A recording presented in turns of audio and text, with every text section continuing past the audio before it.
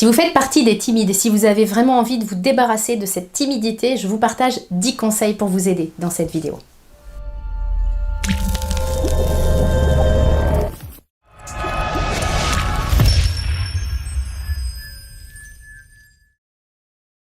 Bonjour, mon nom est Nathalie Martin, je suis coach en éveil de conscience auprès des hommes et des femmes qui veulent une vie remplie de sens et d'abondance à tous les niveaux. Si c'est votre première visite ici sur ma chaîne, soyez les bienvenus, je vous invite à vous abonner pour avoir en priorité mes prochaines vidéos et également à télécharger mon coffret 3 clés pour redonner du sens à votre vie. Cette vidéo est pour vous si vous faites partie de ce qu'on appelle les personnes timides et si vous en avez marre d'être dans cette posture-là, si vous avez envie que ça change, si vous avez envie finalement de vous débarrasser de votre timidité.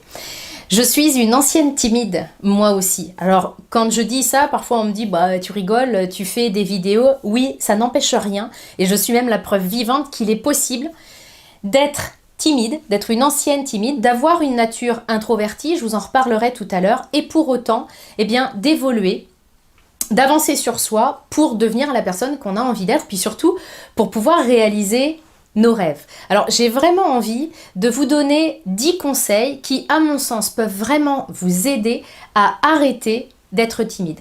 On va commencer dès maintenant avec le premier conseil. Ce que je vais vous conseiller dans un premier temps, c'est d'identifier la racine de votre timidité. D'où est-ce qu'elle vient? Est-ce que vous avez toujours été timide depuis que vous êtes enfant? Vous avez toujours essayé de vous effacer, vous n'avez que rarement eu confiance en vous, voire pas du tout, et vous n'arrivez pas à aller vers les autres. Est-ce que ça dure depuis toujours? Ou alors est-ce que c'est venu avec le temps? Est-ce que c'est lié à des croyances que vous avez sur vous, à des choses qu'on a pu vous dire quand vous étiez jeune, avec « mais tais-toi, t'as rien d'intéressant à dire » par exemple, ou « reste à ta place ». Est-ce que c'est lié à des habitudes, tout simplement parce qu'au fil des années, vous avez pris l'habitude de vous effacer, tant et si bien que finalement, vous ne savez plus comment faire pour vous mettre un petit peu en avant, en tout cas pour prendre votre place. Ou alors, est-ce que la racine de votre timidité, elle est liée à un manque d'estime de vous-même? Est-ce que vous ne prenez pas de place? Est-ce que vous vous effacez parce que vous êtes convaincu que finalement vous n'avez que peu de valeur et que ce que vous avez à dire, c'est pas vraiment intéressant pour les autres et que les autres sont nettement mieux que vous? C'est intéressant que vous puissiez réfléchir, mettez la vidéo sur pause et prenez vraiment le temps de réfléchir à où est la racine de cette timidité. Parfois, on s'aperçoit que la racine, c'est une croyance, c'est un truc que j'ai entendu de mes parents, de mes profs. Et mes parents et mes profs ont beau ne plus être là, je continue à le croire. C'est important d'être conscient de ça parce qu'on continue à porter des boulets aux pieds sans même s'en apercevoir.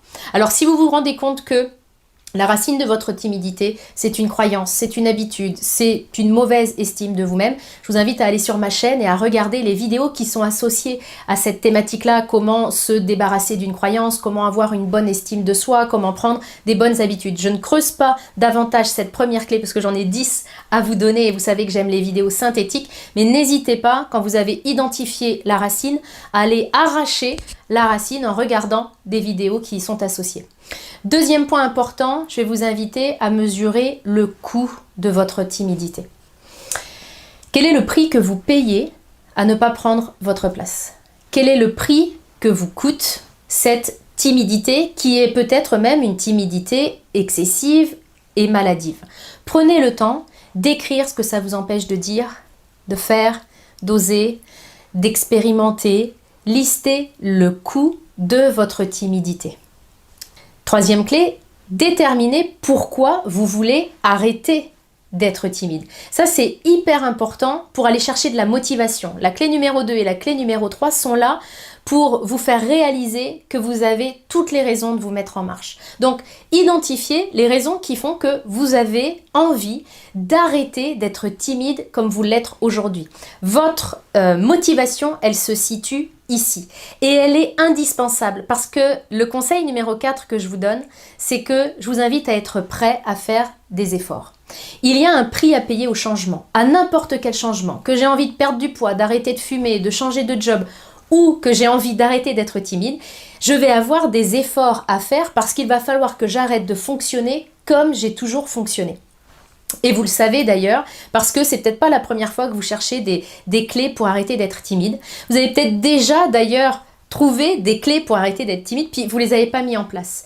Pourquoi? Parce que votre hamster, là, à l'intérieur de votre tête, vous a mis sous le nez le prix que vous alliez payer pour bouger. C'est-à-dire qu'il vous a dit, ouais, mais tu vas passer pour un imbécile, puis peut-être que tu vas rougir, puis peut-être que tu vas bredouiller, et puis à force d'entendre tous ces peut-être, vous vous êtes résigné, puis vous êtes dit, non, bah, c'est pas grave, j'arrête, je le fais pas, je préfère rester dans ce que je maîtrise. Votre hamster a complètement oublié de vous faire mesurer le prix du non-changement. C'est ce qu'on a fait dans les clés numéro 2 et 3. Donc maintenant, soyez prêts à faire un effort. Il y a un prix à payer pour bouger, un prix à payer pour changer, un prix à payer pour que vous osiez prendre votre place, votre juste place tout simplement. Et ce prix à payer, malgré ce que votre mental vous raconte, il est très très inférieur aux bénéfices que vous allez pouvoir ressortir de ça. 5e point, je vous invite à croire que c'est possible pour vous. Tout est une question de croyance. Si je crois que ce n'est pas possible pour moi, alors j'ai raison, c'est pas possible pour moi. Parce que je vais me comporter comme quelqu'un qui est résigné et forcément je vais pas faire les mêmes choses que si je suis sûre que c'est possible aussi pour moi. Si vous avez besoin de vous en convaincre, n'hésitez pas à l'écrire. Vous pouvez devenir la personne que vous avez envie d'être. Vous pouvez évoluer et contrairement à ce que vous croyez peut-être, la timidité n'est pas une fatalité, ça ne fait pas partie de vous intégrer, enfin, ça ne vous définit pas, c'est ça que je veux vous dire surtout. Ça ne vous définit pas. Malgré le fait qu'on dise « moi je suis timide », vous l'êtes parce que peut-être que vous l'êtes devenu au fur et à mesure des années. Alors bien sûr, il y a des tempéraments plus introvertis et d'autres plus extravertis. C'est ce que je vous disais au début de cette vidéo. Moi, je fais partie des personnes qui sont introverties. C'est-à-dire que je vais avoir besoin d'être un petit peu seule, d'être tranquille, etc. Ça, c'est un vrai truc que j'ai. Puis, je ne vais pas forcément être à l'aise avec un grand nombre de personnes. Mais au fur et à mesure du temps, j'ai appris à évoluer là-dessus. Donc votre timidité ne vous définit pas et il est possible pour vous de travailler là-dessus, d'évoluer, si vous êtes prêt, comme je le disais au 4e, à faire des efforts pour ça. Donc vraiment, c'est important, votre croyance, c'est la base de votre changement. 6e point, arrêtez de vous coller la pression. Arrêtez d'avoir des attentes envers vous-même qui sont hallucinante. Quand vous allez, je vais vous expliquer comment tout à l'heure, quand vous allez vous mettre en chemin pour vaincre votre timidité, pour arrêter d'être timide de manière excessive, prenez-le vraiment, cette évolution, prenez-la comme une expérience, comme un terrain de jeu. Vous n'avez absolument rien à perdre, vous avez tout à gagner. Imaginez, on va prendre un exemple concret, imaginez que comme je suis timide, j'ose pas demander à cette personne-là si elle veut bien travailler avec moi. J'oublie alors que si je lui demande pas, de toute façon, elle ne travaillera jamais avec moi. D'accord? Puisqu'on ne travaille pas ensemble. Donc, au pire des cas, ce qui va se passer, c'est qu'on ne travaillera pas ensemble. C'est-à-dire qu'en gros, ce qui va se passer au pire, c'est qu'il n'y a rien qui va changer. J'ai tout à gagner à aller prendre ma place. J'ai absolument rien à perdre. Et lâchez vraiment vos exigences. Je rencontre trop de personnes qui me disent « Moi, je suis timide, quand je parle, je rougis. » Oui, c'est physiologique, j'y peux pas grand chose et ça les bloque, c'est-à-dire qu'ils se disent non, je peux pas aller parler ou aborder cette personne-là parce que je vais me mettre à rougir. Et alors, plus je vais me dire rougis pas, plus je vais rougir. Et vraiment, c'est un muscle. Moi aussi, je rougissais énormément. Alors, quand on m'adressait la parole, poum, la pivoine. Et puis, quand je parlais aussi, quand je parlais en public, aujourd'hui, ça m'arrive vraiment beaucoup moins souvent. Mais parce que j'en ai pris l'habitude petit à petit et je vais vous expliquer comment faire à la fin de cette vidéo. Donc, lâchez vraiment votre idée de performance, de perfection. Évidemment que si la timidité m'a amené à ne jamais prendre la parole en public, la première fois que je vais le faire, il y a peu de chances que je me débrouille comme un orateur né. Évidemment, tout est une question d'entraînement après. Mais si je ne suis pas prête à expérimenter ce passage un petit peu délicat, je ne vaincrai jamais ma timidité. C'est exactement comme avec la marche. Quand vous avez appris à marcher, vous avez accepté de tomber, vous avez accepté que ce soit un petit peu titubant, voire même pas super élégant. Et si vous n'aviez jamais accepté ça, si vous aviez attendu d'avoir une démarche de mannequin et d'être sûre et certaine de ne jamais tombé, vous seriez encore à quatre pattes. Donc c'est la même chose avec n'importe quelle évolution que vous voulez entreprendre dans votre vie.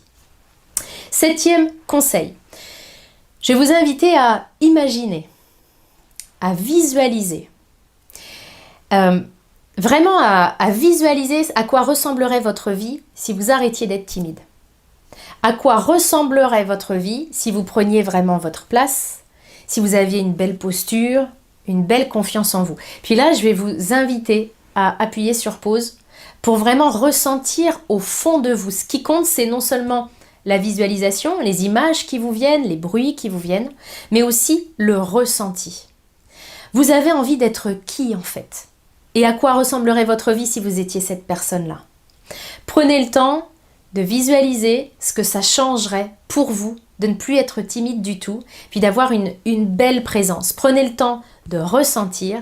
Et cet exercice-là qui dure seulement quelques minutes, je vous invite à le faire tous les jours. Prenez juste quelques minutes pour vous connecter à cette nouvelle personne que vous avez envie de devenir. Vous avez envie de lâcher le vous qui est timide, qui a peur de prendre sa place, qui pense qu'il n'est pas légitime, pas adéquat, pas à la hauteur. Vous avez envie de lâcher cette personne-là pour vraiment vous envoler vers votre potentiel et devenir quelqu'un qui n'a plus peur de prendre sa place. Eh bien, en vous connectant quelques minutes par jour seulement, au fait de, ok, je ressentirais quoi si jamais j'avais pleinement confiance en moi, rien qu'en faisant ça, vous créez déjà des nouvelles connexions dans votre cerveau, de nouvelles connexions neuronales, et le changement est en train de s'ancrer à l'intérieur de vous. Il a l'air de rien cet exercice-là, mais il est extrêmement important. 8e clé, inspirez-vous de personnes pour lesquelles, quand vous les regardez, vous avez l'impression qu'elles ne sont pas timides du tout. Inspirez-vous, et si vous avez un nom qui vous vient, n'hésitez pas à l'écrire, parce que ça peut être comme un modèle, comme votre mentor. À qui vous pensez quand je vous parle d'une personne qui n'est pas timide, qui est à l'aise, qui est bien dans ses baskets, puis qui prend une juste place. Une juste place, c'est que je ne suis pas là pour monopoliser toute la place. Je ne suis pas là pour écraser les autres, mais juste pour être à la place que j'ai envie d'être. À qui vous pensez quand je vous dis ça? Alors, ce n'est pas forcément quelqu'un de votre entourage, ça peut être une personne connue, que vous la connaissiez de près ou de loin, peu importe. Mais l'idée, c'est que vous puissiez avoir un modèle et que vous puissiez vous dire, finalement, à quoi je le vois qu'elle n'est pas timide? À quoi je vois qu'elle prend sa juste place? Et vous notez des critères extrêmement précis. Je peux le voir par exemple parce qu'elle ose regarder les gens dans les yeux. Je peux le voir parce que, effectivement, elle n'a pas le regard fuyant, elle ne regarde pas ses pompes, elle n'est pas toute recroquevillée sur elle-même, elle ose dire bonjour, elle est souriante, elle se tient droite. J'en sais rien, je ne sais pas comment et qui vous sert de modèle, mais listez vraiment tous ces points-là parce que ça va vous inspirer. C'est-à-dire que si intérieurement je suis timide, j'ai pas du tout confiance en moi, mon corps il va me suivre. C'est-à-dire que je vais un peu débarquer comme ça quand je suis en société ou en groupe. Si intérieurement je suis bien dans mes baskets et je suis pas en train de me poser la question de savoir si je suis légitime ou pas, je m'en fous. C'est juste, je suis là. Si je suis là-dedans, ça va se voir aussi dans ma posture. Mais en fait, ça marche dans les deux sens.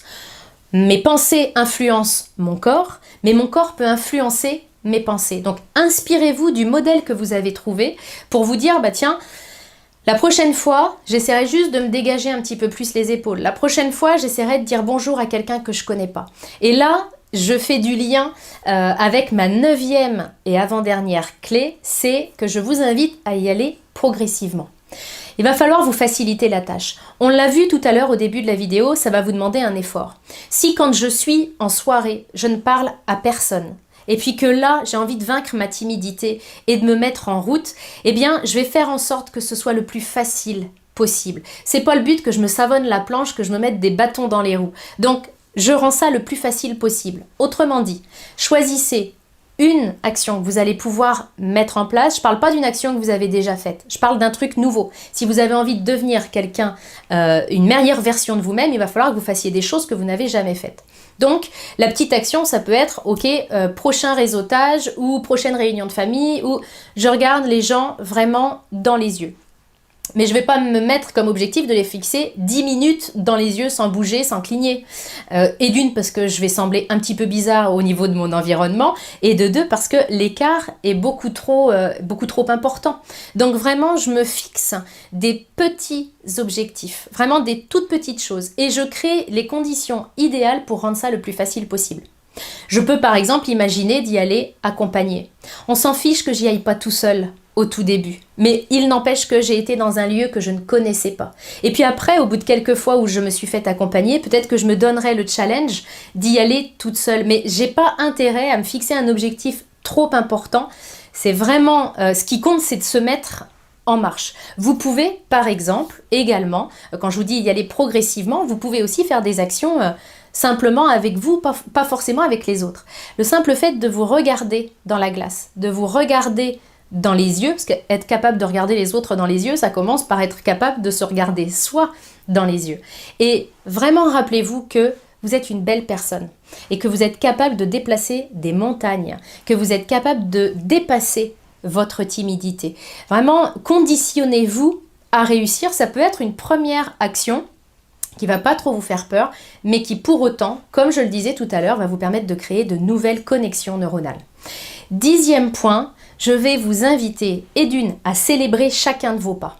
Célébrer, ça veut dire quoi? Ça veut dire être conscient des avancées que vous avez faites.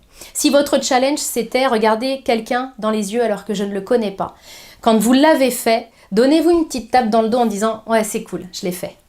Ne vous critiquez pas, ne regardez pas sans cesse uniquement le chemin qui reste à parcourir en vous disant « Bah oui, mais bon, j'en ai regardé qu'un ». Eh bien, c'est déjà ça. Donc, apprenez à vous réjouir des pas que vous avez déjà faits. Et également, regardez toujours le pas suivant, la prochaine étape. Quand vous avez fait un premier pas, vous avez fait un premier effort, des fois ça s'est pas super bien passé, ça s'est pas passé comme vous le souhaitiez, bah oui, ça fait partie du jeu, ça fait partie de l'entraînement, ça fait partie de l'apprentissage, comme je disais tout à l'heure avec la marche, les chutes, ça arrive, mais c'est pas parce que je suis tombée qu'il faut que j'arrête de progresser. Donc, sans cesse, maintenez le mouvement. C'est plus facile d'enchaîner les petites actions que de faire une action, s'arrêter pendant 3 semaines et recommencer après. Maintenez la dynamique. Quand vous avez fait un pas et que vous l'avez célébré, demandez-vous quelle est la prochaine étape pour vaincre votre timidité. J'espère vraiment que ces 10 conseils vont vous y aider parce que finalement, la timidité, c'est un enfermement. Ça vous empêche d'exprimer librement qui vous êtes et de donner librement et massivement ce que vous avez à donner au monde. Donc, je tiens l'intention pour vous que vous puissiez mettre le curseur à un bon endroit. Si vous êtes d'un naturel introverti, bah, vous ne courrez peut-être pas après les grandes quantités, une grande quantité de personnes, mais l'idée, c'est que la timidité ne soit plus un poids pour vous et que votre côté plus introspectif fasse partie de vous simplement, mais qu'il ne soit plus un frein dans votre évolution personnelle et dans votre évolution professionnelle. C'est l'intention que je tiens pour vous. J'espère vous y avoir aidé. Si tel est le cas, n'hésitez pas à liker la vidéo, à la partager pour aller aider d'autres personnes timides à vaincre leur timidité. Je vous en remercie d'avance.